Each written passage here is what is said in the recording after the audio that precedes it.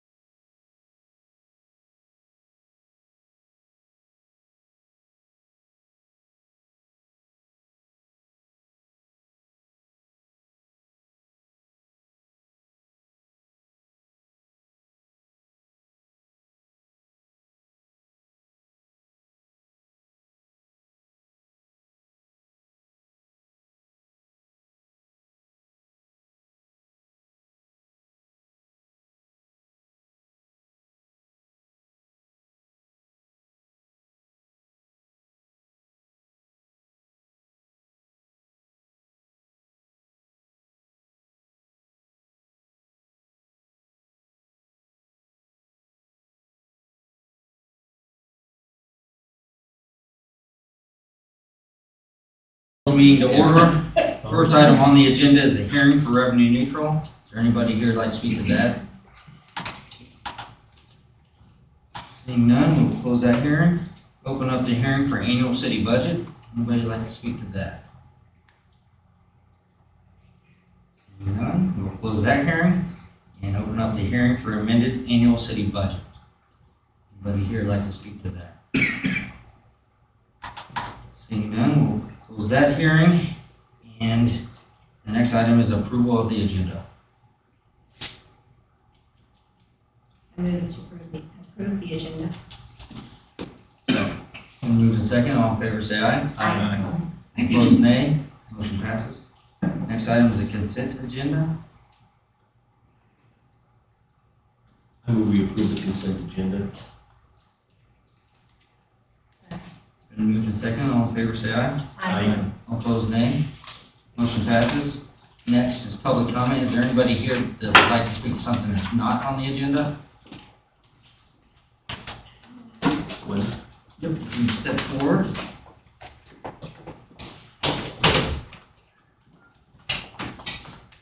Hello. I'm Wendy Conover, the director of the library in 337 Elm Street, citizen of Baldwin. And I will let these lovely ladies introduce themselves. Hi, council members. My name is Mary Kirkendall, and I'm a county navigator. I started at the Eudora Community Library as an AmeriCorps member, and my focus was resource navigation there. After 10 months of that, I got hired on with the county and United Way, and have also been working in Baldwin to build capacity here. And it really wouldn't be without Lynn Hughes and Wendy Conover that the conversations continue to happen with the county, so I'm really grateful to them. And I'm mainly here to invite you to an event that we have in this space next week, Thursday, 4 to 5:30. We're gonna call it a resource clinic, and this will be for city staff, any community leaders, fire, police, teachers, social workers, and we'll start the communication around rental and utility assistance. We did a needs assessment, and really these two women spearheaded that. And one of the top needs was rental and utility assistance. And so that will be the main focus, along with a few other things. And I'll let Wendy speak to the collaboration that's going on between the three libraries. And then I'll also ask if Gabby and Marielle would like to speak about their position in the county. So, yes, as Mary said, this is a huge collaborative effort. The folks you see standing here in front of you represent a small fraction of the people who have been working on this. We've been working on this for literally years. I started talking with Lynn Hughes and Ed Corton pre-pandemic about the need in our community for community resource navigation. We didn't call it that at the time. That's a term that we've all collaboratively agreed upon over time, but we knew that we needed the same things. We knew folks in Baldwin City needed to know more about the resources available, and they needed to be able to access them. So the library wanted to act as a bridge and as an access point for those. And Lynn has been on board since the beginning. So we want you not only to know about that, but we want you to plug into it. I know you all are talking about your strategic plan, and you probably have some big, lofty goals that seem like you need to break them down into bite-sized pieces, into actionable steps, into tangible outcomes. That is the exact same work that we're doing. We see big needs, we have big ideas, and we're taking action steps towards making those things happen. The resource clinic that Mary mentioned is one part of that. The needs survey we did is another part. Working together as county libraries, Eudora, Lawrence Public Library, our library together, those are all things that we're able to do more and create more powerful outcomes working together than we could ever do as individuals. So we're incredibly excited to be part of that, and we welcome you to plug into it as well. Am I forgetting anything else? Maybe the Baldwin resource guide. That's a pretty big deal. Yes, so we work together with Mary, the county, and the Lawrence Public Library to create, it's sort of like thinking about mapping resources, right? So we wanted to create a list of what resources already exist, get those organized and together, and also in doing that, seeing where the gaps are. So that has been a really instructive thing to do. And we're almost there. It's almost completely ready. Lynn has been working on the final formatting and organization of it. And that will be a tool that we can use. And we can get that tool into the hands of folks in the community who have direct contact with people who need it. And we just see this as another, again, action step towards the goals that we have. I will turn it over to Gabby. As Wendy and Mary said, my name is Gabby Sprague. I'm the Human Services Program Manager for Douglas County, Kansas government. I was hired on February 28th of this year to continue a program called the Housing Stabilization Collaborative, as well as develop a new sort of department within the Douglas County, Kansas government. I have a little handout for you all that talks a little bit about the HSC and how to access it. And I wanted to give you all just a little primer about what I'm going to be talking about on Thursday. So the Housing Stabilization Collaborative began as a grant-funded program between tenants to homeowners and Family Promise of Lawrence. It's since then, since its inception in 2019, has grown to include over 18 different agencies doing rent and utility assistance, and also just generally working towards homelessness prevention. We also, in addition to our rent utility assistance program, we have a monthly rental availability list where we call landlords on every month to see if there's any availabilities that they have, and we're able to provide that as a resource to any community members looking for housing. A pilot mediation project that we're working to work with a local organization to prevent eviction through mediation. And also we have some landlord incentive funding for landlords to take on some folks who are deemed more difficult to house at times. I wanted to share some numbers also with the Rent Utility Assistance Program. Since I came on in April 2021, the HSC has distributed $1,120,000 to 1,121 households throughout Douglas County. I also wanted to share that the need is really great for rent utility assistance. As Mary mentioned on that survey, that Baldwin City in particular is interested in rent utility assistance. It shows through the numbers. I don't know if you all are familiar with the Kansas Emergency Rental Assistance Program, but it's a state-run program. They've distributed $280,000 to landlords here in Baldwin City since March 2021, and they've also distributed a total of $16 million to Douglas County residents since March 2020. So the need is great, so I'm really excited to be able to share this with folks who are meeting with folks on a daily basis who might need this assistance on Thursday. And I'm going to turn it over to Marielle, who's here to talk about some of that landlord incentive funding I talked about. Marielle is the landlord liaison for the Lawrence Douglas County Housing Authority.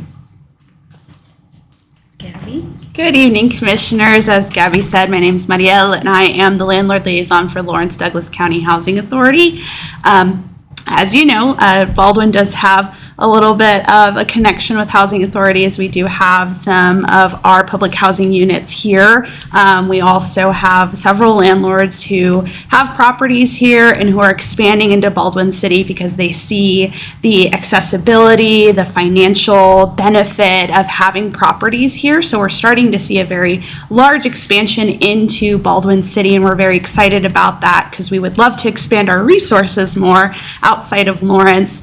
Essentially what I do as a landlord liaison is I work with area landlords to help connect our voucher recipients and folks who have the need for housing, who may be low income, to rent their units and to have a good standing relationship.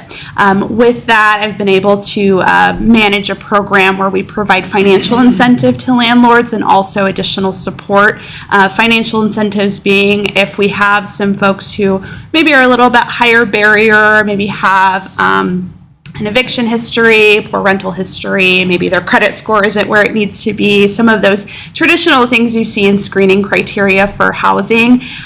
We help by providing financial incentive to landlords to reduce those screening criteria and allow the unit to be rented out by these individuals.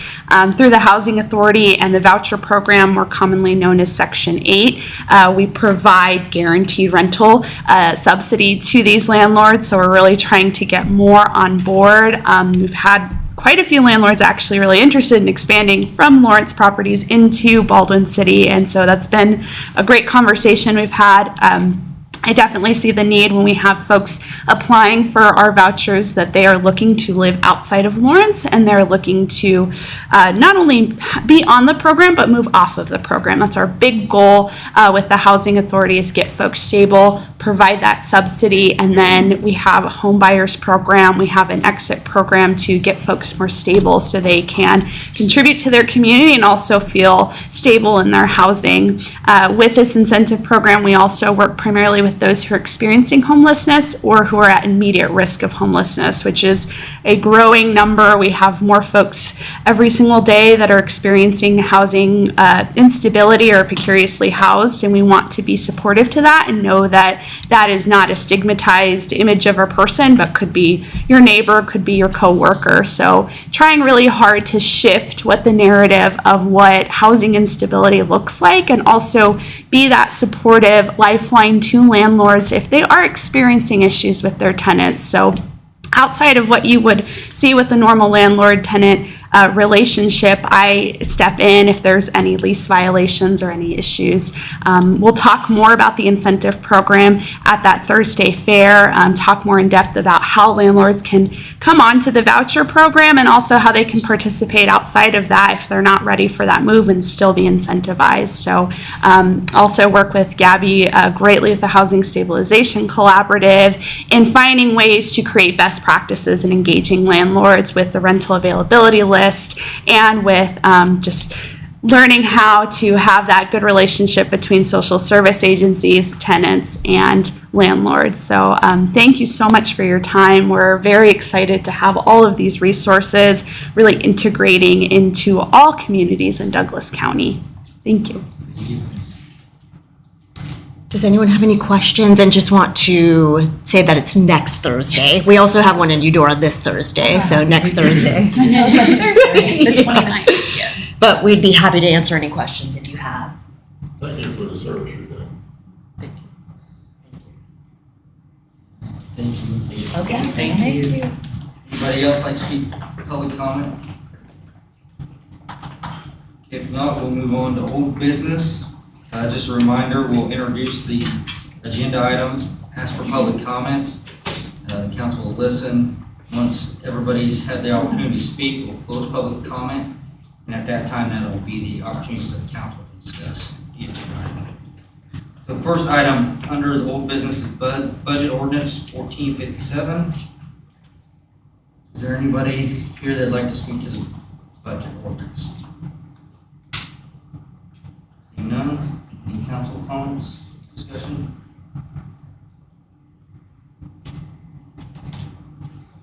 I'll entertain a motion.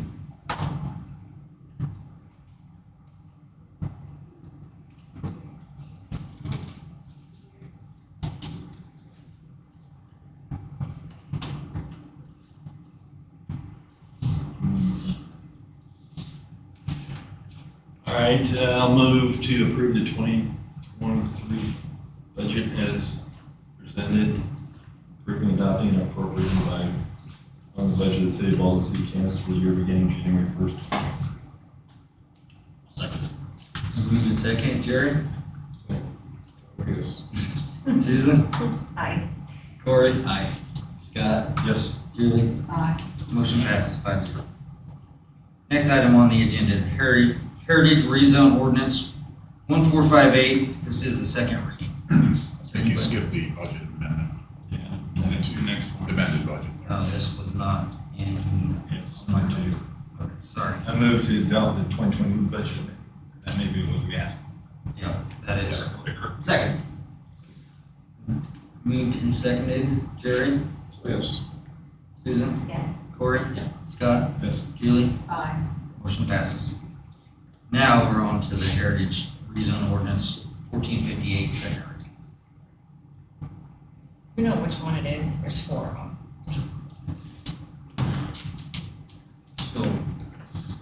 So I'll come up here and talk about the first one. So under old business, item number 2, Heritage Rezone Ordinance 1458.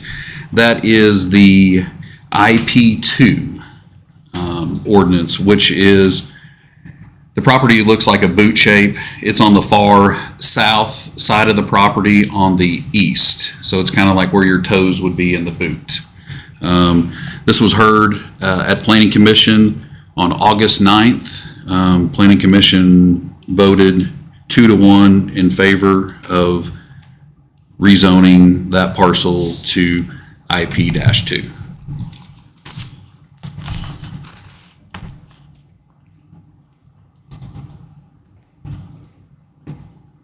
Anybody like to speak to this agenda item?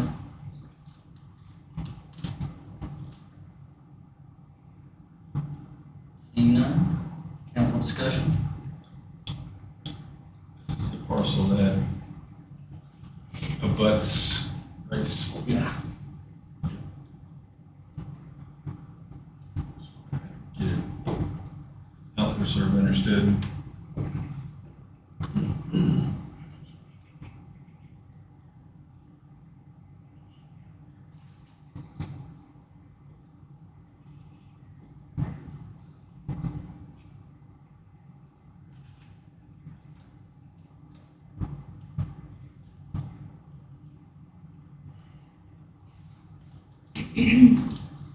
This is the 1458.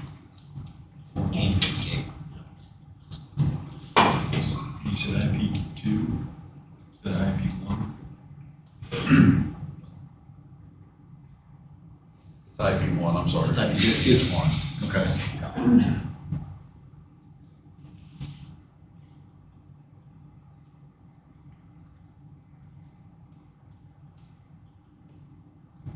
No discussion, I'll entertain a motion. So is this the same layout as the goals been? Is this gonna be? I think the heel of the boot changed. Because that's now a park, correct? No, you're on the wrong side of the road. Towards the bottom of the screen is what we're talking about right now. She's asking if the whole map changed. A portion of the map change that was emailed out to everybody. So we're just talking about that one Yeah, section? right there.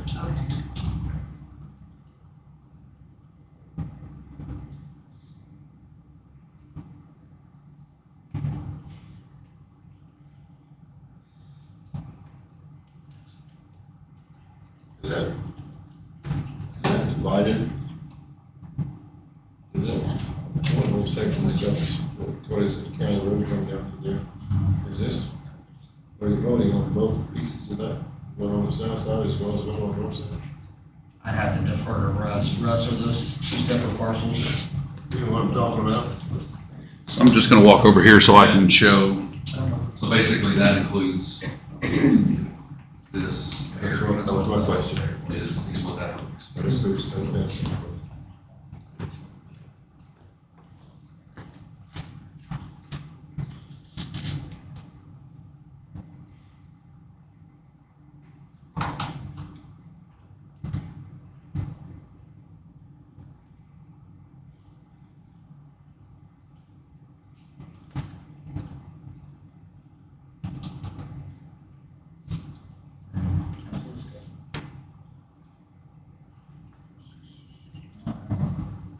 entertain a motion. I move to approve ordinance 1458. Second. Moved and seconded, Jerry, Susan, Aye. Corey, Aye. Scott, Yep. Julie, Aye. motion passes. Next item is Heritage Rezone Ordinance 1459, second reading. Russ. Okay, the 1459 is, that is the RP3 zone that would show on the map. Which that's gonna be this area right here is that rezone. That was also talked about at the Planning Commission and voted on August 9th. It passed with a 2-to-1 vote with the members that were present. Is there any questions that I can answer?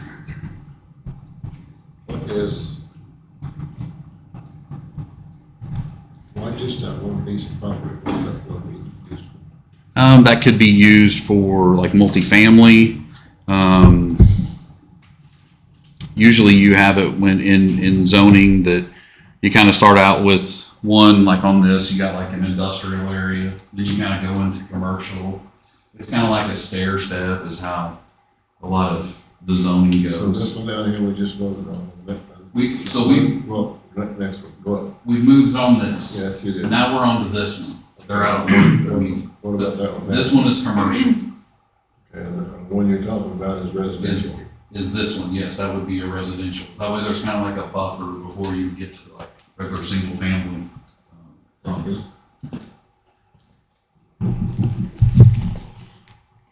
Any questions for Russ? Russ, could you show us what you're talking about on this map that we can see? So can everybody see on this one? Yeah. Okay.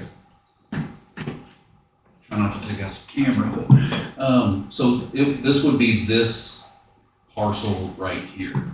Okay. Currently, this is all one parcel, but they're voting on the rezone for the legal description for this to go to RP3.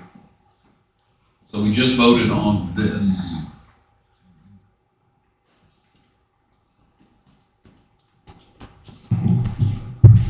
Thank you, Russ. Anybody from the public like to speak to this agenda item?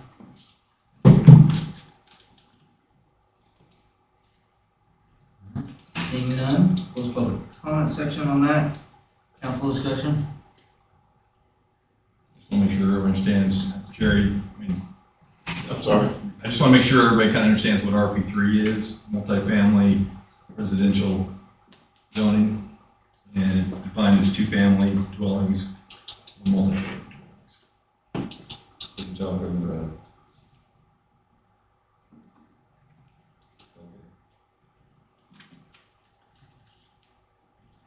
This is the only parcel that has. Yes. Correct.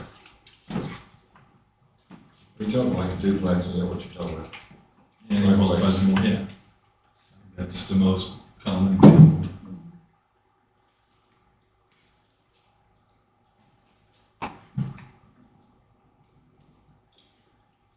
No further council discussion, I'll entertain a motion. I move to approve ordinance 1459. Second. Moved and seconded, Jerry, Yes. Susan, Corey? Yeah. Scott, Yes. Julie? Yes. Motion passes. Next item, Heritage Rezone Ordinance 1460.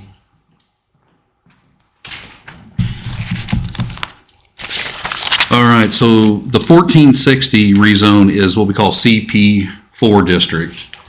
So the CP4 district, you got 56 highway right through here.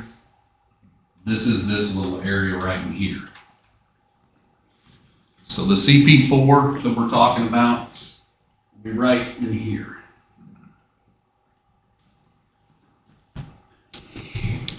This was also presented at Planning Commission on August 9th. The Planning Commission voted 2-to-1 in favor of the rezone.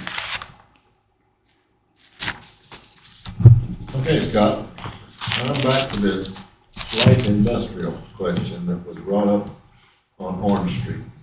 So let's go through this again. Why are we making this light industrial? This is CP4, it's called Planned Highway Service Commercial District. Different.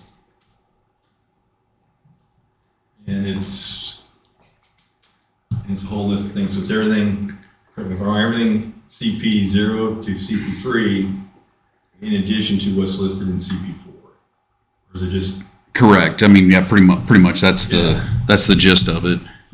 so, you know, yeah, we'd have to go through all the previous potential uses, but, you know, CP4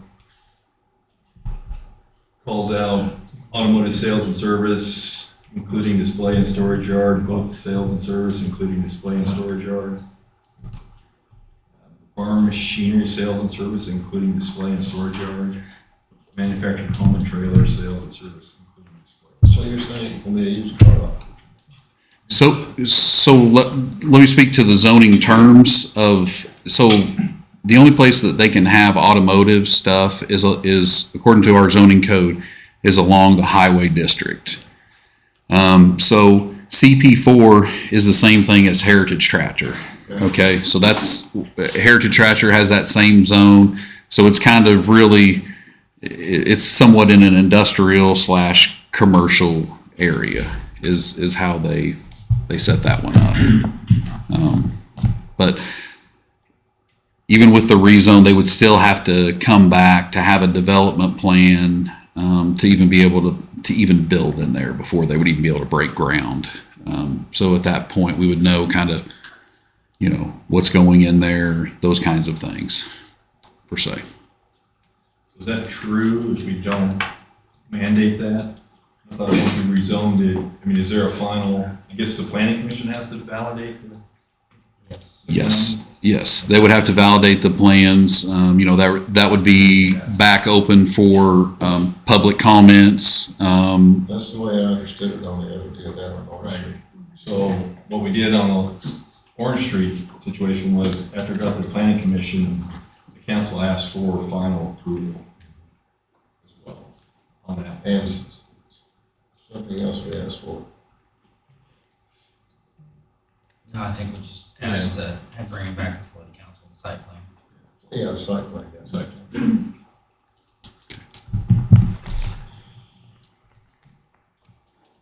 Any other questions for Russ? Thank you, Russ. Anybody here from the public like to speak to this agenda item? Gwen Fogarty, 608 Heritage Drive. I did send a letter to each of you asking for the consideration for the Orange Street, because as you see, our homes actually back up to that. And then he brought up the buffer for industrial to commercial to multifamily to single-family residency. I didn't see where the park is designed. I'm just going to throw out, that'd be a great place behind our houses to put the park, because that would give us a buffer from the commercial district. And I just voice like my concern of quality of life.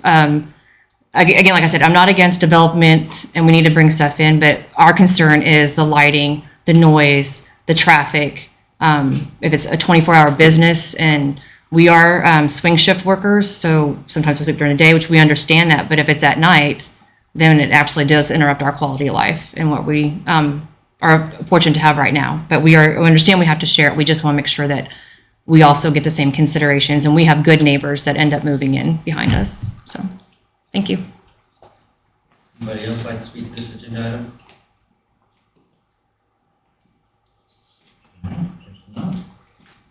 There's no public comment section on that agenda item. Open up council discussion.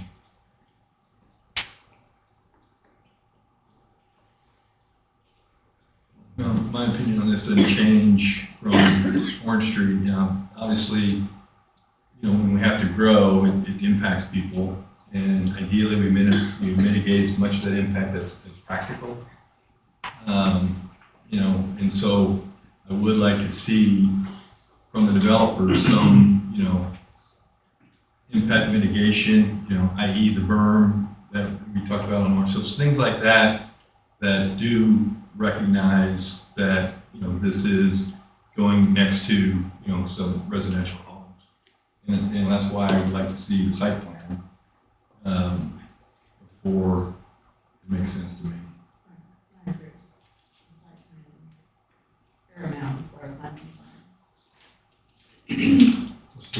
see a site plan until it's rezoned. I understand that, but theoretically, we don't have to approve, I mean, the site plan as presented, right? So, Yeah, if you're required to come back. correct. Just like Fourth Street. Yeah, I guess that was Yeah. I think we should- inferred that we would want to have that final site plan approved. You just want to make it part of your motion. If you approve it more or less on hold, it doesn't go until we see the site plan, correct? No. No, it gets approved, but the site plan is conditional. I thought that's what I said wrong. Well, I think the way I heard you say it is that this whole motion would be on hold. But we will still vote on it. No. But we would still have a site plan to see. Right, Right. yeah, just like Orange Street. I guess the other thing I would like to see, and this is mostly on us, the city, but I would like to see a plan to connect the proposed new park with Heritage One sidewalk to access that crossing that KDOT's finally gonna do something about. And then ideally with the new population out there, potentially reduce speed limits. But I think we need to have a plan for the sidewalk to get to that Heritage One. Yeah, I mean, it's looking at the old plat from Heritage. And if that doesn't work, running a sidewalk along 56 over to Heritage Drive, connect to that. That's working with KDOT. You said that like the state had agreed to a sidewalk? They agreed to a crosswalk out there. Heritage, but we haven't spoken about in the site plan when we see it. We may have to call for a sidewalk along 56 Highway 2 on the new section. Right. So then we're just doing one property owner in between. Yeah, so the developer isn't gonna be responsible for making that connection Correct. when it goes off their property, so I think we need to take ownership of connecting. Working with them to find that path. I don't think that that's gonna be an issue. I mean, you're only talking about, 100 feet along 56 that we're gonna end up needing. I'm not a developer, so I don't know. I mean, if you have some kind of buffer on the west side, you have room to run a sidewalk down the way, or are you talking about a sidewalk I'm talking on about, the east side? I'm talking about one on the south side of this proposed route. Along 56. Running it all the way, because the sidewalk is. Oh, so the sidewalk's on, Yeah. is the sidewalk on the west side of the proposed? Well, we won't see that till site plan, Okay. but the sidewalk in Heritage, original Heritage is on the west side. Right. So there's one lot in between the new Heritage. So I guess the council would have to be agreeable to fund sidewalk development and get, I don't know what the challenge is for right-of-way easement with KDOT, but that piece there where the development ends and kind of parallels 56 Highway to Heritage entryway. Everybody following that? Yeah. You guys got that? Okay. I was gonna have Russ get back up.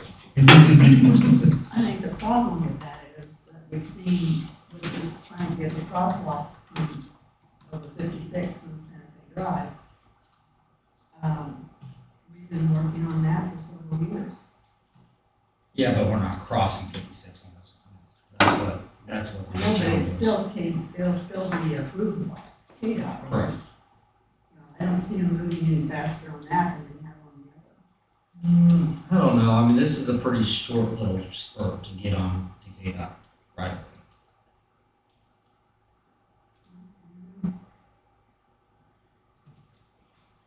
Yeah, so, And we can look at current utility easements coming from original Heritage over to Heritage 2 as well, to see if we have any room there to connect up. have to start working on it. Or else I'll have to start working on it.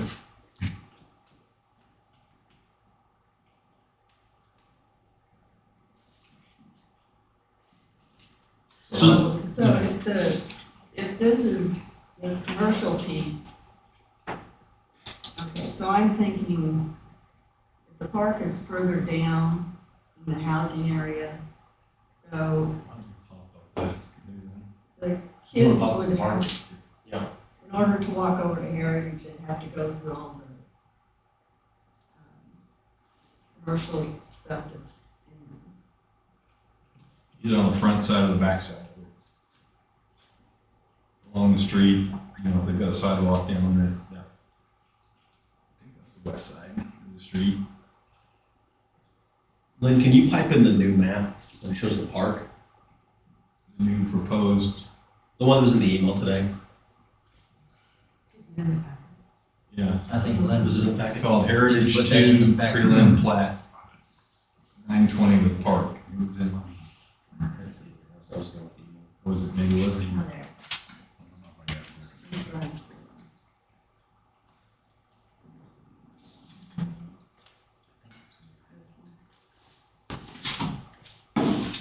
Yeah, if you see the park in it. F3, Yeah. Heritage 2. Yeah, that's it.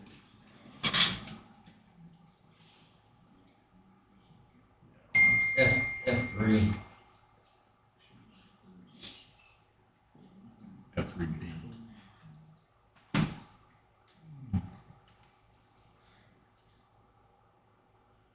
And what do you say the park's at? It'll pop up here in a second.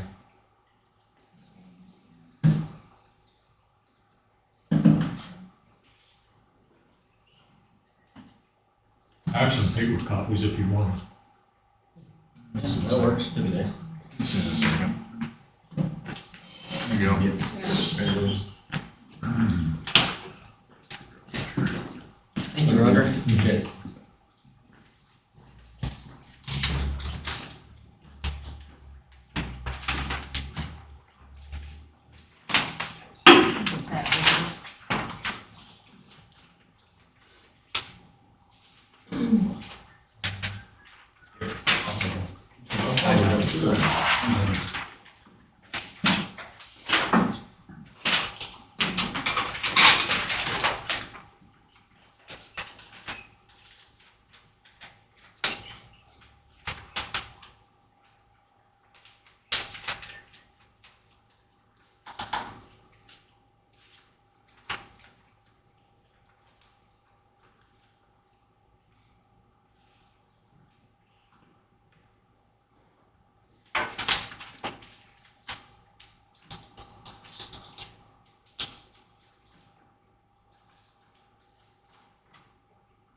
I assume that's the sidewalk drawn on here. On the park side. I think that's just the lot line.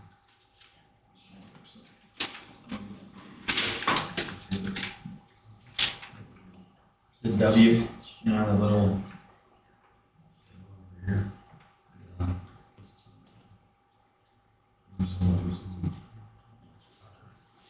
Is the sidewalk depicted on here? No, it won't show up until you get a preliminary copy. Okay. But yeah, the sidewalk is on the side of the farm.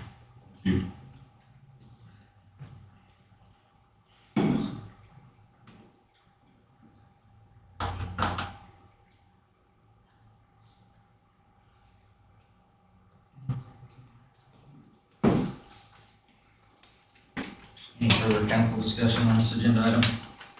Roger, are there gonna be sidewalks that go down beside the playground that get back to those two play fields in the back? You know, we could, you know, at this point, I think we just have to work with who's ever involved and is in charge of the parks. You know, I don't know what they're gonna do for playground equipment. You know, on the west side, we're trying to get some play fields for people to practice soccer or whatever they do. Yeah. And then in the front, we have playground equipment. You know, and I'm not opposed to helping them financially some. That's generous of you. You know, and I just want to say, that, you know, I want Baldwin to own the park, I want them to take care of it, and I want them to fund it. You know, when I'm done, it'll be graded, seeded, and grass. Yeah, Pretty much. but to your point, you know, any equipment, you know, field equipment markings will be on the city and potentially sidewalks or any kind of, you know, part. Well, the reason I even asked that question is because those older kids that maybe going back there to play basketball, I think would use the sidewalk instead of walking through what may be people's yards or something is where I was going with that, but whatever. I almost think that will be later on in our conversations when we're designing out the space with the park. I mean, this is preliminary, but This is the first time in my life I got past and you would have knocked me down. you've never been fast since you know count.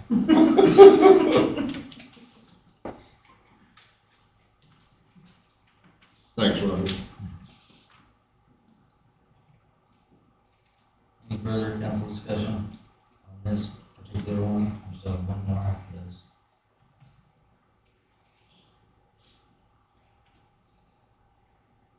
I'll entertain a motion.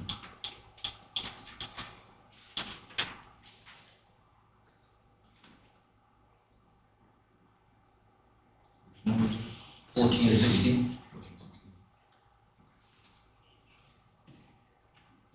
I move to approve ordinance 1460 with the stipulation that council has final approval of the site plan that comes out of the plan. Moved. Corey seconded. Be Jerry. Jerry. Jerry. Aye. Susan. Aye. Corey. Aye. Scott. Yes. Julie. I don't know, I'm really torn. I just don't think a commercial spot there is a good idea. So I guess I say no. Motion passes 4-1. Next item on the agenda, Heritage Rezone Ordinance 1461, second reading. All right, the last rezone for Heritage. 1461, this is the second reading. This one was also heard at the August 9th Planning Commission. It passed with a 2-to-1 vote. This is the ones that are, this area is zoned R-1B, which is single-family residential zoning. That's the area where the proposed park is. You know, at this time, those are all preliminary stuff. That still has to come through a final plat and before we get to that point with sidewalks and everything like that. But this is just the rezone part of that, which on this map, that's going to consist of all this.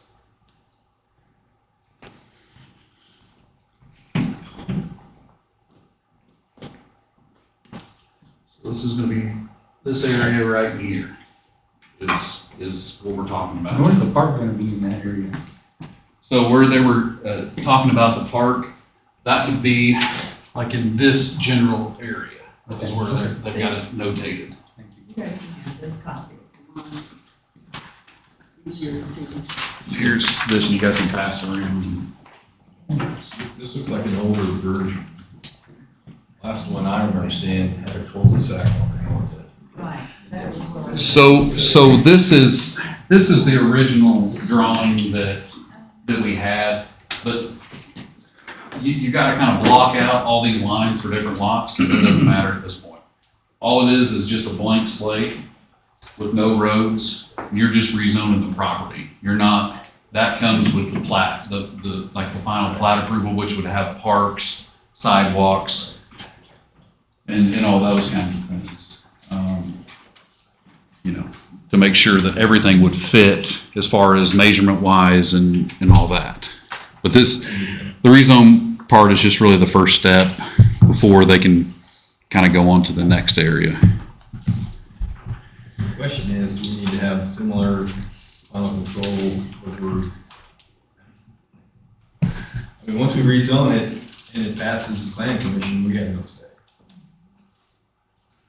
Correct? Yeah, but there's codes that also govern that. So do we not believe the code doesn't cover connecting to 300 road?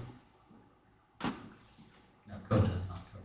Doesn't, Doesn't stipulate that you have to have an actual. right. I thought we agreed we weren't gonna have one. We would prefer not to have one. But we don't control that once we rezone it. That's not our problem. Well, right now, we're really not talking about exit points on this. I mean, that would have to come on the final Yeah, plat. Scott's saying So my this. point is Same as the last one. once we rezone this, it's, whatever's gonna happen is gonna happen without the council having any other say. So then you would want to entertain the motion with your final plat. It has to be council approval, like you did for the CP4 district. If you want to have that say. So, I mean, Why can't we have a site plan that's like what you're saying? You gotta rezone it before they move to the site plan. They're not gonna. They're not gonna spend the money to do the site plan and then not get zoning. That's what we require to do it. Well, we rezoned it, but we had final, we managed that we had final approval of the site plan. And that's what I'm proposing here. I don't think it's gonna be an issue, because I've already seen one drawing of that. But it'll be an easy one, because it will come back with no entry there. Yeah. I think the hesitancy is to feel like micromanagerial in the process. Kind of but- is. but- I mean, it is. but I'm not done, I'm not done. I want to say that that's the hesitancy, but as long as I think you don't go beyond the scope of that one caveat, it's like, I think it would be unfair for us to come in at the last minute and say, wait a second, beyond that caveat, we also don't like this, and this, that would be unfair. I agree. So then pass it contingent upon a cul-de-sac being placed on the. That's what I'm trying to get. Yeah, no, I think, bear in mind, if we make one amendment, we don't get to come back and amend it again. Right. And, it was one thing on the last one, and I propose to be one thing on this one. And I do think we need to micromanage this. If anything we micromanage, I think growth ought to be the thing we micromanage. I think there's another thing that we might want to take into consideration here, is what the width of that cul-de-sac is. I'm not too sure that our big fire truck can turn around that. so to speak on that, every cul-de-sac has to be a certain size with a 60-foot radius for the fire truck to be able to turn, because we have some areas in the city that are not. And we learned from previous experiences, prior administrations and stuff, that moving forward, that is one of the main things that we address in the platting area. That's one of the things we get the fire chief involved in on. There's a lot of moving pieces on the plat development from the preliminary to the final for that.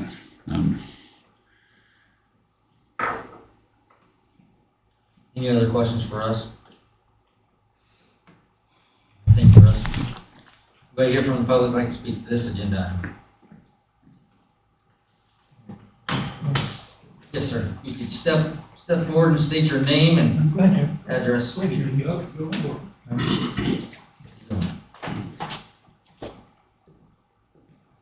Jeremy King, I live at 1794 North 300 Road, which would be cross corner on the northwest. This piece here just on the other side of 300 Road. I didn't speak up at the last meeting up there. I was kind of more interested in hearing what other people had to say. And a lot of what they had to say I agree with. I think the Heritage Edition next to it, it's a very nice addition. It has sidewalks and stuff, but I believe it's disconnected from the city. And a concern of mine is that this piece is going to be disconnected from the city as well. I mean, you drive throughout the city of Baldwin itself, it's a nice city, but how many streets lack sidewalks, city, curb, gutter, Myself, I'd like to see some more attention diverted into the city itself and building from the inside out rather than just going out and assuming this is what we need. Sometimes just because we can do something doesn't always mean that it's the right thing to do. If you look at the map up here, you can see there, This is all agricultural ground all around here, on all sides of it. If you look at this piece from the outside, as it's planned now, you say this looks like a great addition.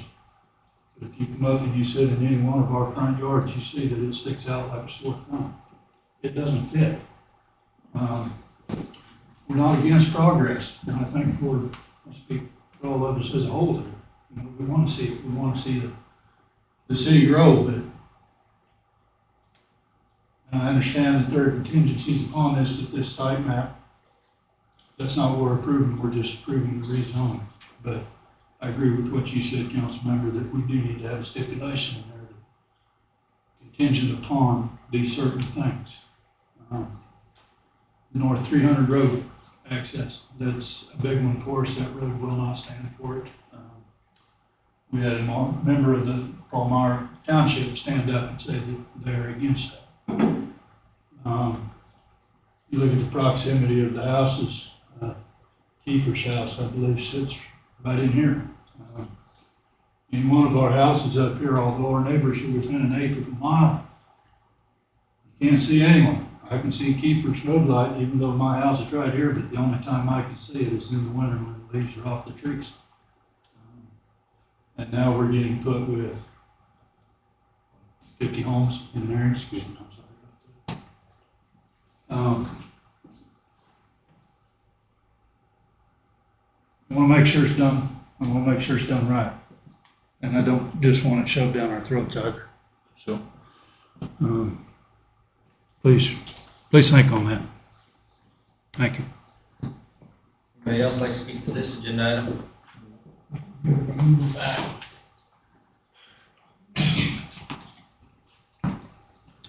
Rick Woodhead, 1811 North 300 Road. I find it hard to believe that this council spent time speaking with the developers prior to this all happening, giving them what you wanted, your lists, all that. I'm not even sure that's really truly legal, but, you know, ethically, how can you do that without including people in the neighborhood? Getting our concerns, our insight into the area, and incorporating that all in your suggestions to the developer before he even came forward. I understand you council members particularly are going to profit from this, from title insurance and real estate fees, and I think that's just horrendously stupid that you're even on the council if you're going to profit from this. It's sad that people on 300 have had absolutely no representation.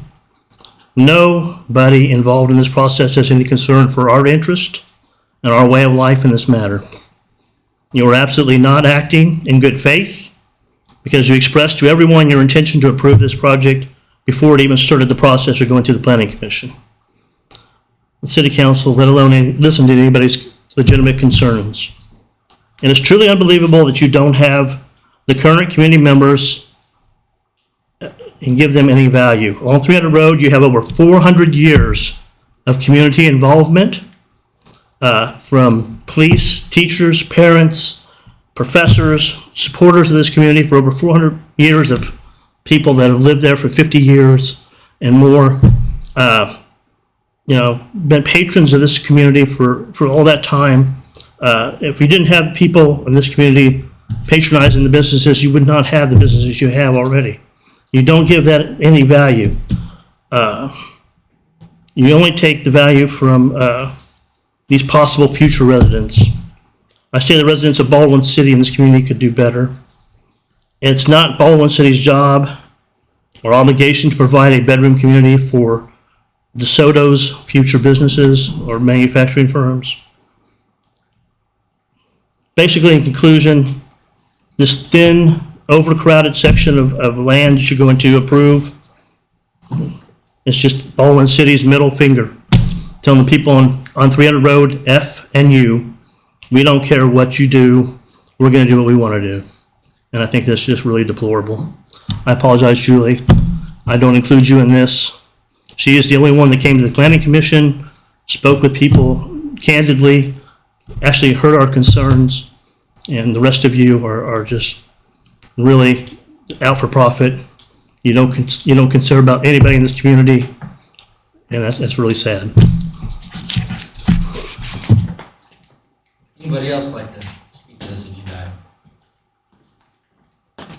And Johnson. My name's Gary Kiefer. I live at 1797 North 300 Road. If you could put up the map. My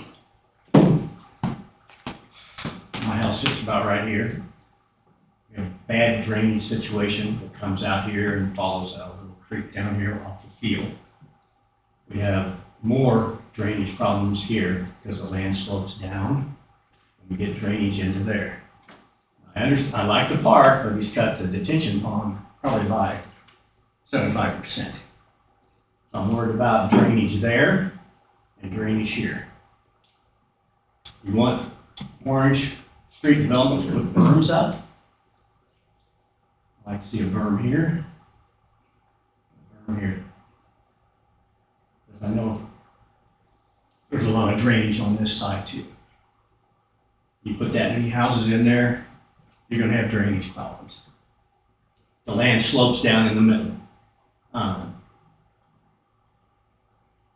I would encourage you to have the final say-so on a site plan, like you said.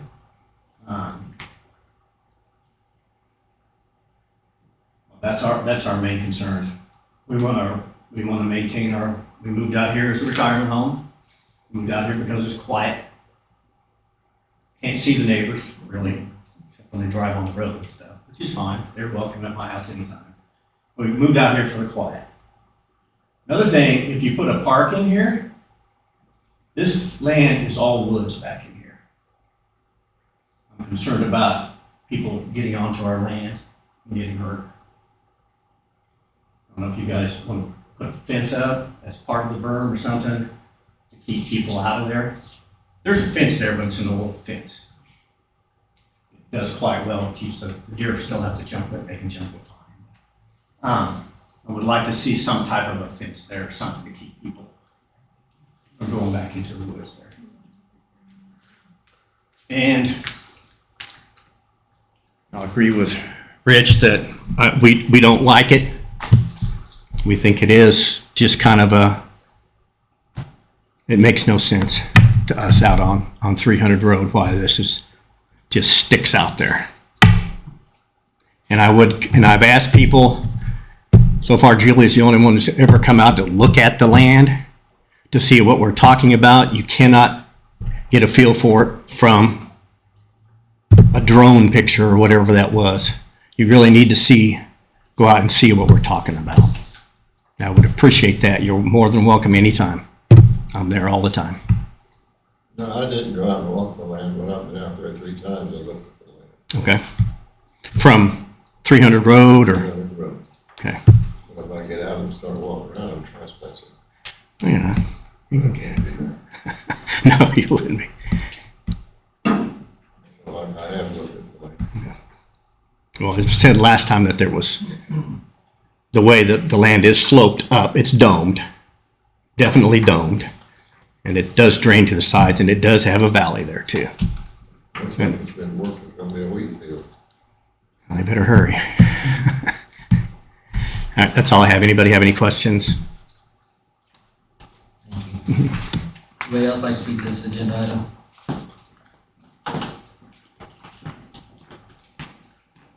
Council, Mike Patrick, 1772 North 300 Road. I do live on that road as well. When this first came up, as far as the rezone, we were all not in favor of the project at all. And then coming to terms with that the project is going to probably go through, I think that was the opinion that we got from some of you. I asked to meet with several of you, and a lot of you did that. So I want to publicly thank you guys for taking the time to meet with me and talk with me about it, because you did do that, and I do sincerely appreciate it. The concerns that were brought up early on, we tried to mitigate that we didn't want it to happen. And that's what the initial paperwork that we submitted to the site council folks, the planning commission, and then you guys as well. So no one was in favor of it. At the last meeting, we really got the feeling that you really want to approve this project. And we know now that it is actually in the city. It got annexed into the city, and it's useless to have agricultural inside the city, and we understand that. The neighbors in that area tried to put several pieces of work back to you guys as stuff that would mitigate some of the concerns that we had for it. And we really implored you guys to take a look at that stuff. And I think some of that stuff was actually taken to heart, and some things have been made, but not everything has. And so if you guys do decide to approve this, we ask that you do have that ability to approve a plan. Make that contingency upon it. It's not micromanaging, it's doing your job, is really what that is. So if you would, please make that contingency on it if you do approve the rezone.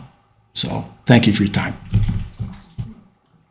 Anybody else like to speak to this agenda item?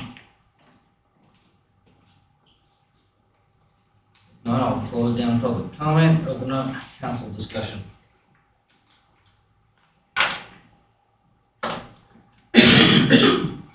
So I'll address a couple things. Yes, I am in real estate. Yes, I do own a title company in town. Yes, I did decide to invest in a small community. I've also been serving in different sectors of public service for nearly 20 years to this community, to the state of Kansas. So this isn't about profitability. This is about a community and the growth of a community. So I apologize that you think that, but I can tell you I have to raise my family also and support my family, and I've been doing real estate and title long before I was there. So I would appreciate if you wouldn't throw out accusations like that, especially since many council members up here do own businesses, and you're insinuating if you own a business in a small community that you shouldn't serve the public. That's just not true. So with that, if the council wishes to approve this with the contingency to bring it back, then that's fine. I don't think the developer would have that. I think the main thing would be to kind of voice what you're looking for on that so that they don't spend extra money that's unnecessary and then come back in front of council and have to change that. I agree. Well, I think some of the ideas that the people that live around there have made, I think the developer should take to heart, like making the lots bigger on those where the, like Mr. Kiefer said, where he lives and Mr. Woodhead, that if those lots were bigger, it wouldn't be as much inconvenience for them than having all those little bitty small lots without the zone. And the other thing is, like a berm along there would be a good idea also. I have looked at that property and it would make a great soccer field because it is domed and then goes off on each side. So I can also see that there would be a drainage problem. So I just think I would encourage the developer to come back with a site plan that's maybe more favorable to the people that live in that area. So, Russ, you can correct me if I'm wrong, but part of the planning process will have a drainage study included in it to show where their water is going to run off after they regrid for the subdivision. Yes, Casey is correct in that. They have to provide, engineering documentation of a plan. Then also it comes to us, we review it, and then we send it out to our engineer to have a second opinion, just to make sure it's actually where it should be. Part of that would be, we would work with them, the developer, on the sidewalks, the detention ponds, the berms, all those things would, kind of be worked through. I've kind of made a short list of things that have already been kind of discussed this evening, to see where we could go from there as where they would have a true site plan. But that would be really would be considered the final plat for it. So. And then Julie, on the larger lots, I get what you're saying. I guess my concern on that is we've talked so much about affordable housing, and you start adding in larger lots, that just drives up the lot price. So I'm not sure that we're really. Are these smaller lots really going to be affordable? These are the same lots that are inherited right now in Fire Tree currently. Oh, that I had the same thought, that when we increase the lot size, it's going to increase the value of the property. We need to be able to accommodate affordable housing.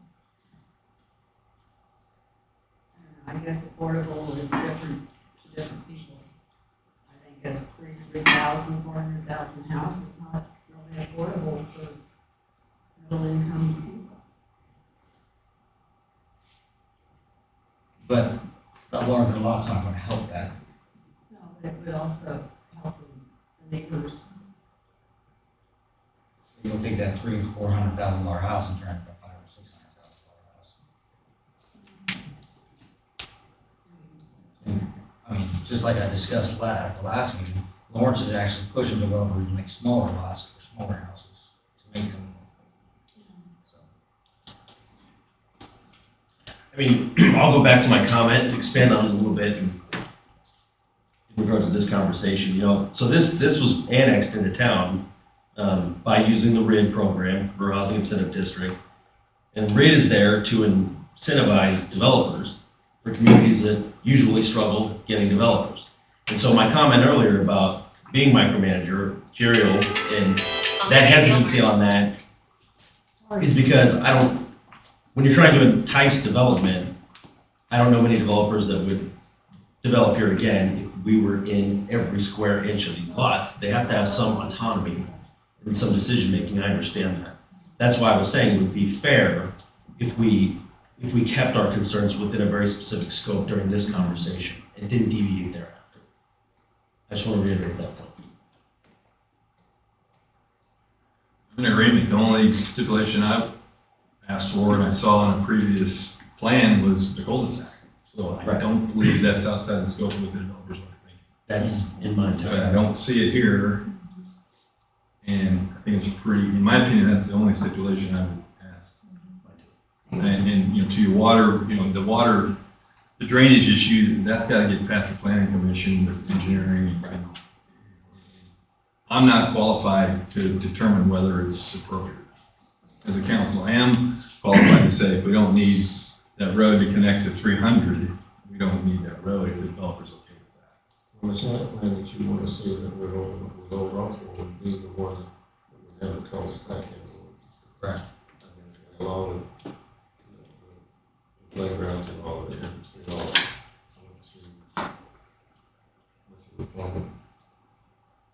I asked them to see the site plan before.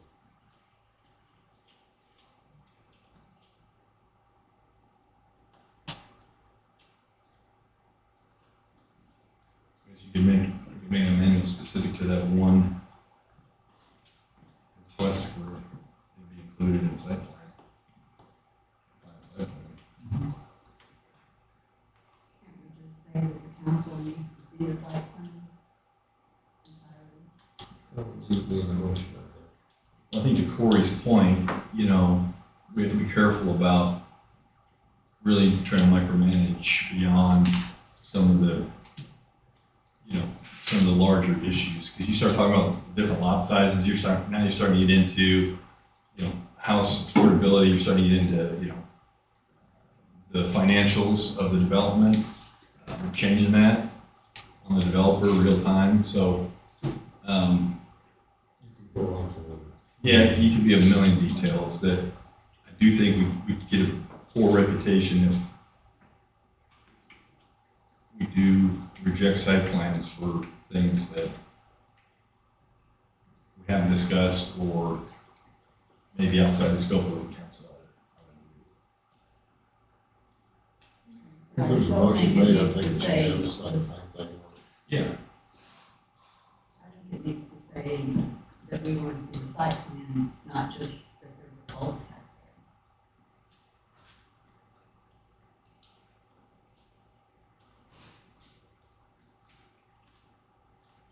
there. I don't feel comfortable. Yeah, let me ask you this then. What else, if it has a cul-de-sac, would you then object to on the site plan that we haven't stipulated? I don't know, because I haven't seen the site plan. But I mean, a site plan at least is gonna give you more information, the cul-de-sac, the park, you know, dimensions or whatever, and, because this isn't giving me much information that I understand.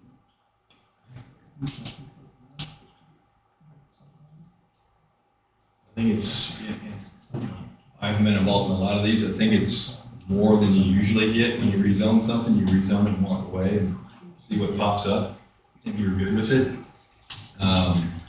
Maybe I'm wrong there, but yeah, I do think. We have rezoned other things. We haven't ever required a site plan until. Right.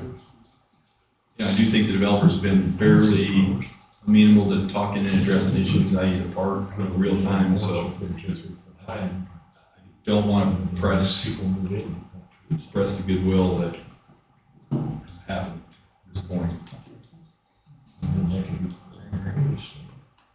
Because it does set a precedence for future development, and it may be the same developers around the rest of the city. That's a precedent.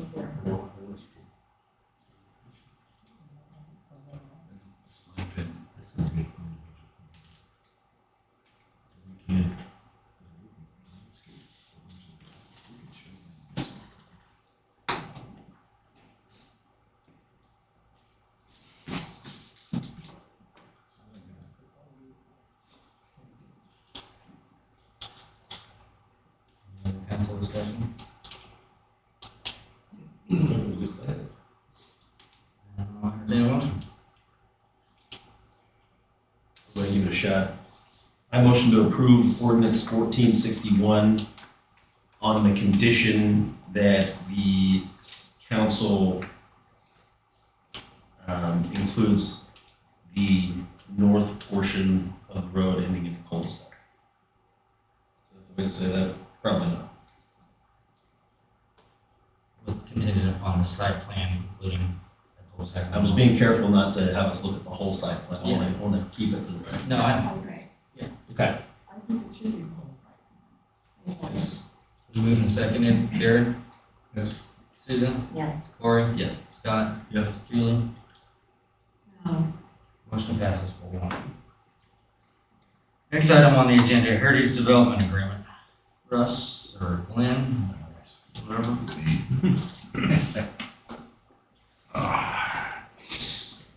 Yeah, I remember it's been a while now. We did pass Rural Housing Incentive District, an ordinance or resolution a few months ago, and on the last meeting, we passed a resolution creating a Rural Housing Incentive District up in Fire Tree. If this looks familiar, it should. The legal descriptions and the dates and ownership and all of that has been changed, but essentially it's the same agreement. Basically, it's a way to pay for the infrastructure. If you remember what a rural housing incentive district is, it's basically a tax increment finance district for housing. And so that's what it really comes down to. So it's a very complicated document done by our bond counsel. It kind of looks formidable, but what it really comes down to is the fact it's a way to pay for the infrastructure over the years while the subdivision is being developed. So once they develop, they can get reimbursed under this program and have that paid for over a period of years. So that's essentially what it is. So it's almost exactly the same what we did in Fire Tree. So following all the things that we just did as far as rezone and all the contingents on that, this would be the next step. And after that, well, this is actually the development agreement. After that, we have the resolution that passes where it actually establishes the district. And then there's a 30-day period of protest beyond that. So these kind of all work together. So we had to do all the rezone before we ever got to this point. Wouldn't make any sense to not do that. So this all works together, believe it or not. It's all more complicated than I'd really like it to be, but you got to follow the state laws to get here. So does that confuse everybody, or is it clarifying what we're doing here next as far as the step goes? You got a development agreement, and then there's a resolution that follows that. And it's like I said, it's almost exactly what we did for Fire Tree at the last meeting. All right, thanks, Glenn. Correct. Anybody here from the public like to speak to this agenda item? Seeing none, we will close public comment on this agenda item and open up council discussion. Council discussion on this agenda item? So then what is different from what we looked that? Actually, there is no difference. I mean, it's just the same concept as. Legal description. Yeah, legal description, maps and all that, and ownership. Otherwise, it's, yeah, we just took out the part proprietary and dropped this in. It's the same agreement. It works exactly the same way. Yep, there's no changes to the basic premise of the agreement.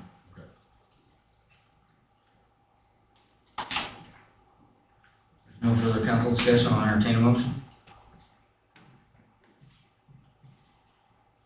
I move to accept. The development agreement. Moved, is there a second? I will. Moved and second, all in favor, say aye. Aye. All opposed, nay. Motion passes. Next item on the agenda is the Rural Housing Incentive District Resolution for Heritage. What, Glenn, I don't think you need to get back up. Yeah, if you have any questions about it, like I said, it's exactly what we did up in Fire Tree, except for again, you change the legal description, change the map, ownership, and all that, and the costs are a little bit different, but that's it. Is there anybody here from the public who'd like to speak to this agenda item? Seeing none, close the public comment portion for this agenda item and open up council discussion. Further council discussion on this agenda item? No, I'll entertain a motion.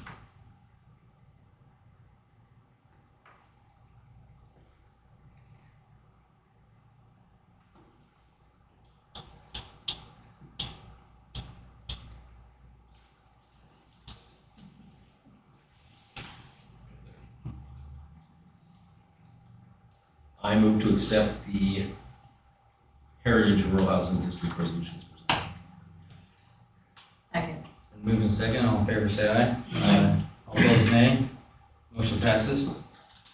Next item on the agenda is the High Street Rezone Ordinance 1462, second reading. Russ.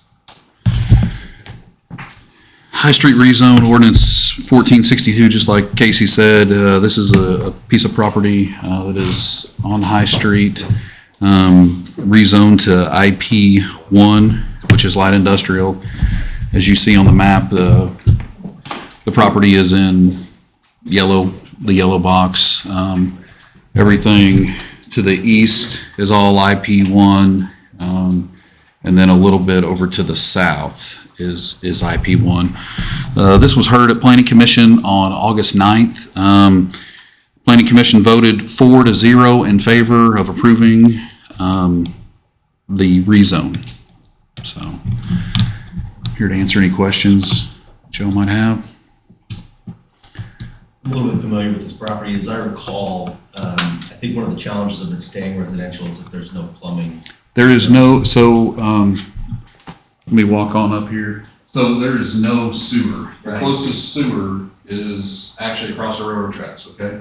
So honestly, it's very limited with what they can actually do. To bring the sewer from there, you're looking at almost $300,000 to $400,000.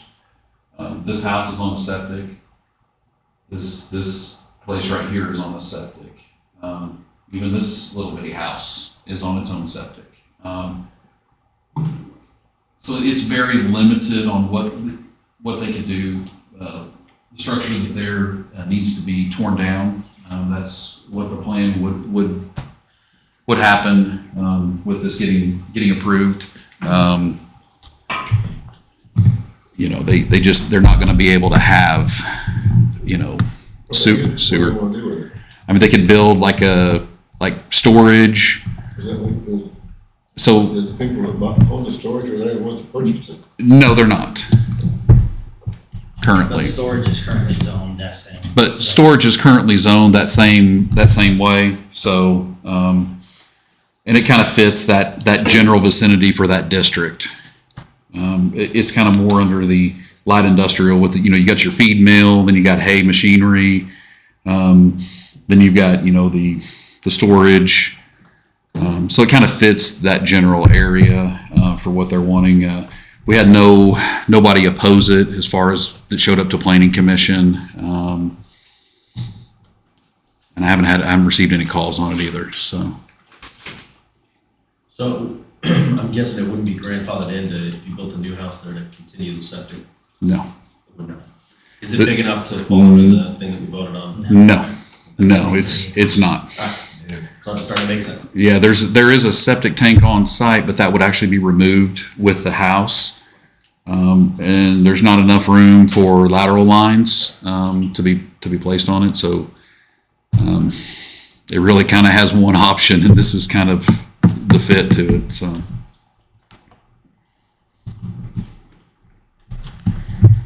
Any other questions for us? Thank you.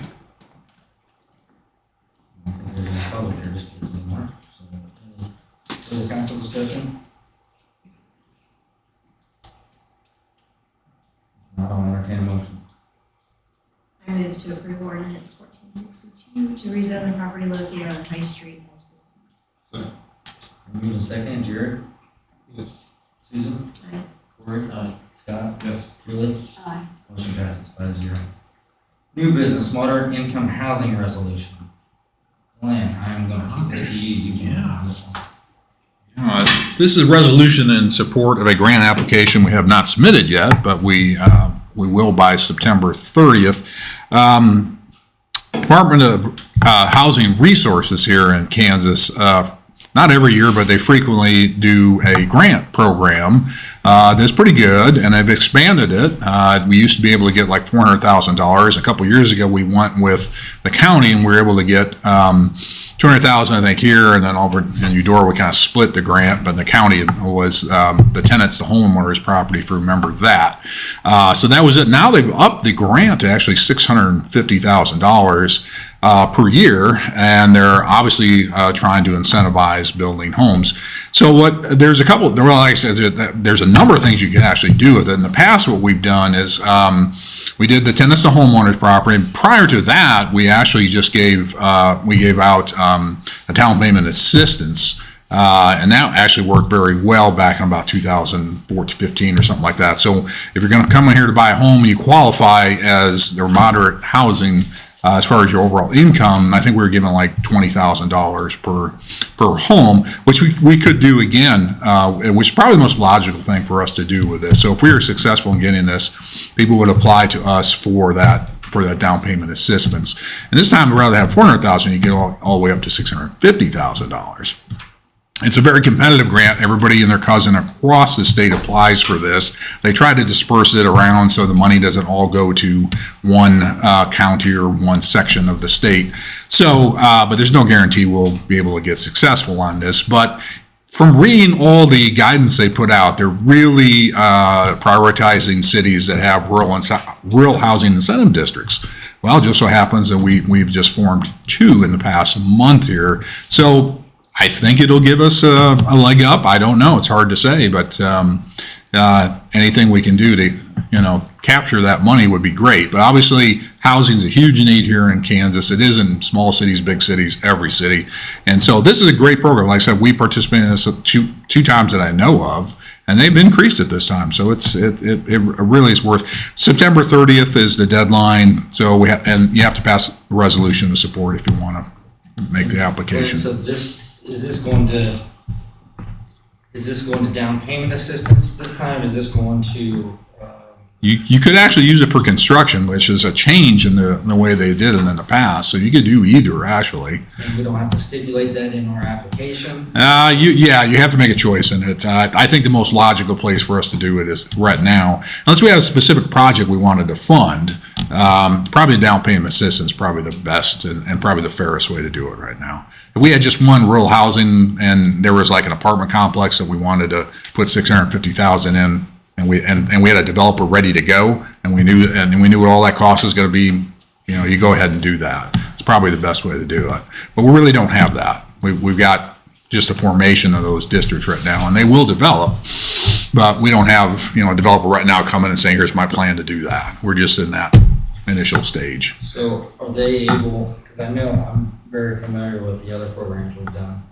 Is this one different to where will somebody be able to buy a used house and utilize this program? Or is it just new? That's a great, yeah, I think so. Yeah, I don't think it limits to just building a new house. I think you can purchase I mean, that's under good, that, because yeah. used houses typically are cheaper. So. Right, yeah. And if I can't find that in the grant, I'll ask Housing Resources whether or not, I'm pretty sure you can do that. I don't think they limit That'd be that. awesome. If we had- Yeah, I mean, we just really have a need, and then with the housing incentives they're doing now, if you can do this on top for the person coming in and buying, I think that's a pretty attractive package for somebody looking at Baldwin City. Just saying. And this is affordable housing, so it's an income qualifying. Yeah, it's what qualifies under the state as their moderate income. So you get all kinds of categories here. Low to moderate income, that has to do with Department of that's HUD guidelines. This is more of a state guideline what falls under, and they adjust that every year. So for us, it's for what they consider moderate, it is probably real sort of middle income affordable housing for us. So a lot of people would qualify for the down payment assistance, but you've got to be in that category. So it won't work for everybody. But as I remember last time when we did the down payment assistance, I mean, it went very quickly. There were a lot of people who applied for that grant. And why wouldn't you? Why wouldn't you? So we got a lot of things going for us. We got the neighborhood revitalization, we got rural housing incentive district, and I got the grant. I'm not sure what more we could do to spur housing here than what we're doing. I can't think of anything else. I really can't. So we can't. So anyway, that's all it is. So the passing the resolution just says that we're interested in applying. Yeah, go ahead. Just for the public, there's no city matching requirement. No, actually, yeah, one of the great things is it's a straight out grant, so there's no loan involved, there's no match or nothing. If you're successful, you have $650,000 that you can apply for the down payment assistance or something like that. So there's no other obligation on our part other than applying for the grant itself. So the application is a little bit challenging, but oh well, And I you assume got to do. it's similar to our last one where they're required to stay in the house for 5 years, otherwise it's prorated. Correct. That is still the requirement on that, which most people do. We had a few people who got jobs or whatever and moved out, and we had to adjust. They were pretty close to 5 years when they did move, but yes, they want you to stay in the house for 5 years. So it's not something come to stay for 6 months and then bail out and profit off your house or something like that. They don't want to see. They're not interested in people coming to flip homes or something like that. We're not incentivizing that kind of behavior. House to sell right now, so our last conversation's kind of There's important. three. There's three, okay. Yeah, there's not many. There's not many out there. We're working So, on that. yeah, that's the biggest challenge. I really think almost all of our problems, shall we say, go back to lack of housing, affordable housing in Baldwin City, and that pressure will only grow. But it's a nationwide problem. It really is. If you listen to all the people talking about that on TV or the radio, they talk about inflation for either rent or buying a house, everything. It's a serious problem. So we're doing everything we can here to do what we can. I think it's great. I mean, if it's So- free money, it's free money. It'll help somebody somewhere. Yeah, if you can help somebody come here, and if we can incentivize maybe 20 people or something, or 20 households to come here, that's big for us. We haven't seen that in a long time. For the council's knowledge, the city did this in 2014, I believe. Was the last I think that was the last, We yeah. got 10 houses for $20,000 at that time. And Wellsville also got that. They did not use any of theirs. We used every single bit of ours. Yep. So it was, and that was right at the tail end of 2008 pandemic, where we just had nothing, no business going on. So Yeah. it was a good program. It spurred us at that point, and it helped honestly a lot of families that would never been able to afford those houses at that time. Yeah, that's one of the big things that stops people from buying rather than renting, as the down payment is a challenge for a lot of people. But if we can come up with like 20,000, that's a good incentive. So anyway, all right, any more questions about that? I bore you about that whole down payment assistance, and I'll keep going if you want me to, but I don't think you do. Free money. Yeah, Free money, hey. Free money. Free money. Aye. Any council discussion?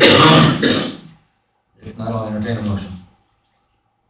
Move to accept moderate housing resolution 2022-2021 as presented. Moving to second, all in favor, say aye. Aye. All opposed, nay. Motion passes. Next is the proposed for city property. So, you don't have to get up. I can if you want me to.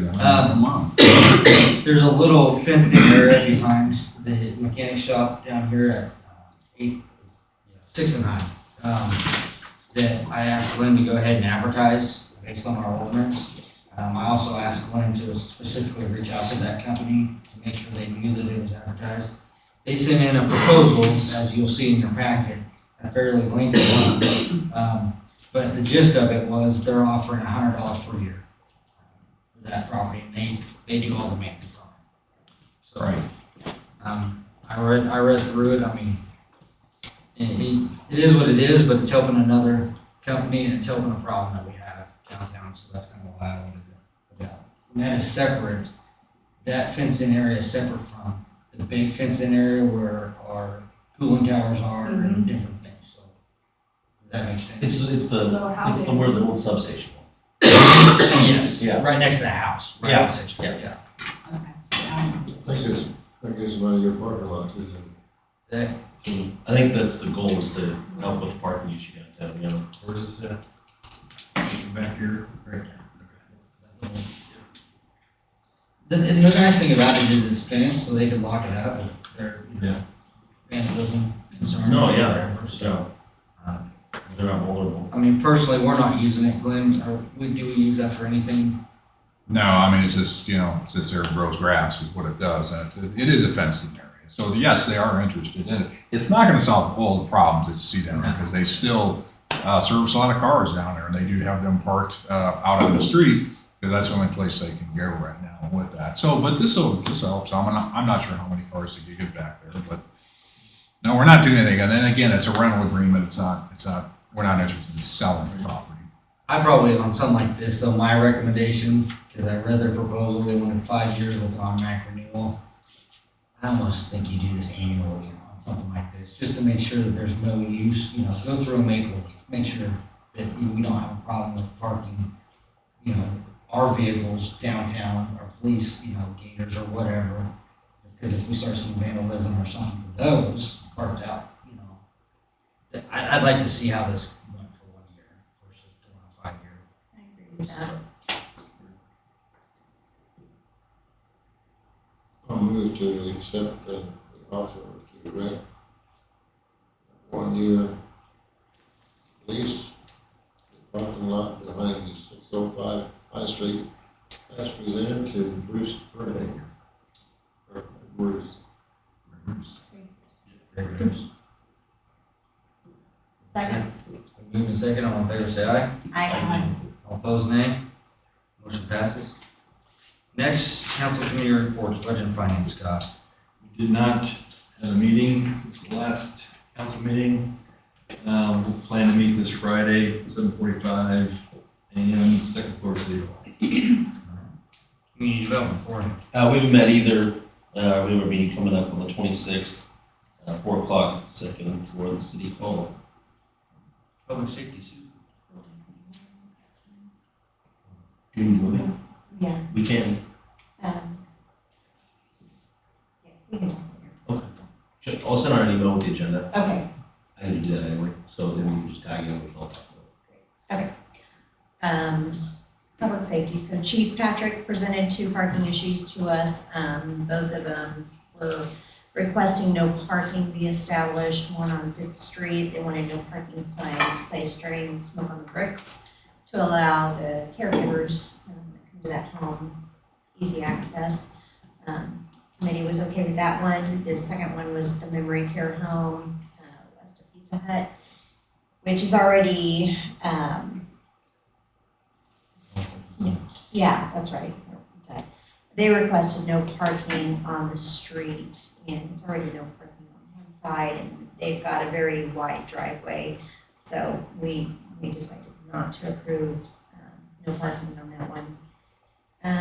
Casey brought forth a couple requests for stop signs on 4th Street between Ames and Fremont to slow traffic.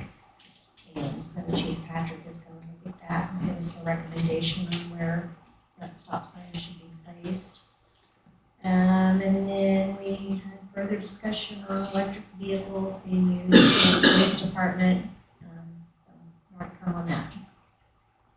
Do what? I was just going to look at that. good on those stop signs. Could you October check 11th. to see, I believe we're required to have an ordinance whenever we place a stop sign. That's correct. Yeah, That is so correct. could you work with chief on that so that way?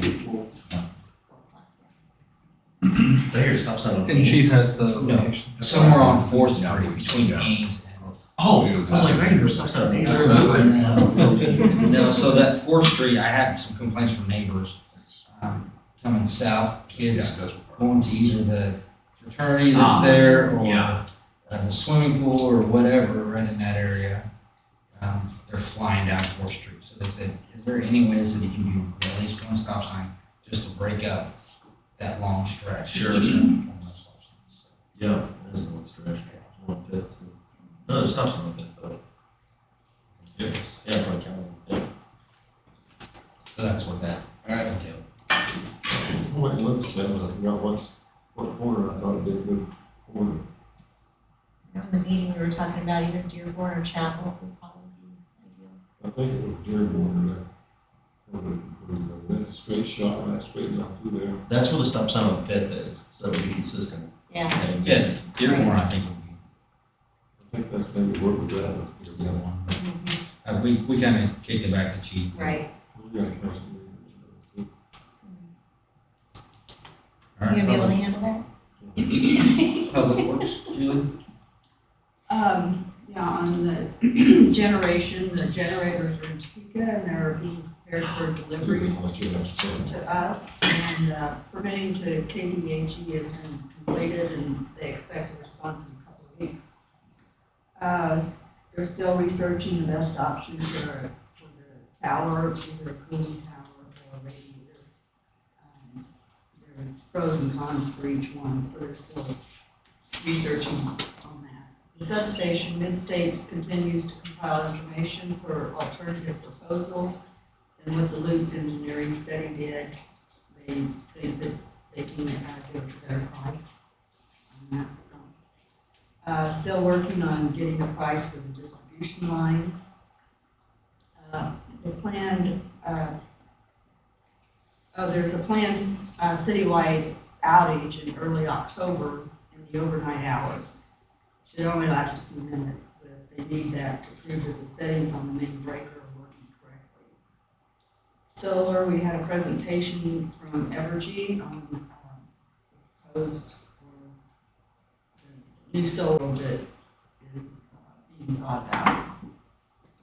Infrastructure Investment and Jobs Act passed, opens up options to take advantage of renewable tax credits for solar.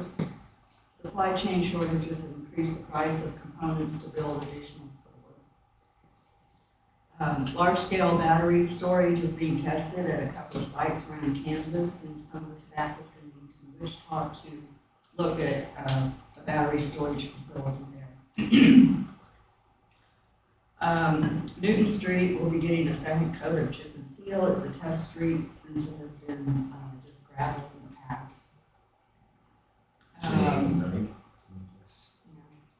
On 825, there was a major water leak at North 6th Street on the 12-inch main. The crews worked from 5:30 p.m.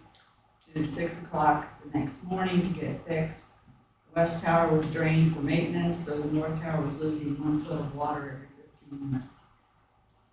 Orchard Lane project is running into some delays due to easement concerns. The crosswalk at 56 in Santa Fe has no updates. And we discussed a new strategic plan with the committee regarding focus areas and how to come up with strategies for future projects. Our next meeting is October 13th at 9 o'clock. I have a quick question for you. Yes. In the spirit of the water towers, it's this time of year that we usually have the chlorine stratification problems. Have they had issues with that yet this year? Are those twisters in there working? They were working better. They were thinking that they might need a bigger. Tornado maker is what I Yeah, call it. yeah, a mixer. It's what a it's mixer. called, yeah. But there's been no talk about that recently.